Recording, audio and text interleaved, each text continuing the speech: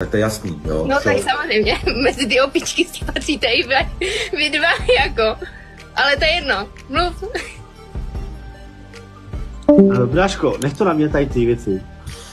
Poslouchej, já jsem ti chtěl jenom říct, že ty jsi největší kurva na TikToku tady, dá se říct. Jako by z těch normální.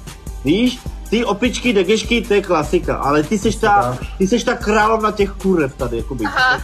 No. Tak to nevím, tak to si asi pleteš s někým. Víš, poslouchej, přál bych ti jednu věc, aby tě znásilnil nějaký cigán pořádně, aby ti dal do prdele čuráka pořádně. To se asi nepřeje, ale dobře, no. Jo, přeju si to, já si to přeju, ať tě pořádně znásilní do prdele. Tak dík moc. Tak jo, tak ahoj Denisko, ahoj, čau. Jo, nazdar. Tak čau a čuráka douby ještě, aby ti dali jednoho, nebo dva. Ty vole, vy jste fakt hnusáci. No, my nejsme dobrý cigáni, kundo. Komu nadáváš? Ty se tak baví zmrte.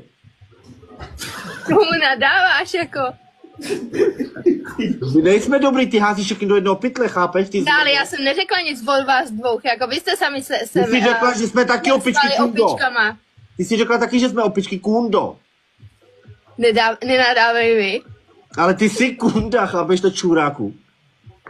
Řekla si, že jsme opice, stejný jako... Ach jo, tak když se tak nazýváte, tak proč by to někdo o vás nemohl říct? A to se tak Poslouchej nazýval, zmrdě, odpoj se odsaď. Říkám ti to normálně v klidu, odpoj se. Ona je ožralá, brácho. Nadržená spíš. Jo, úplně no. To taky, no. Chtěla by čuráky naše, mluví, říká, že nechce cigán.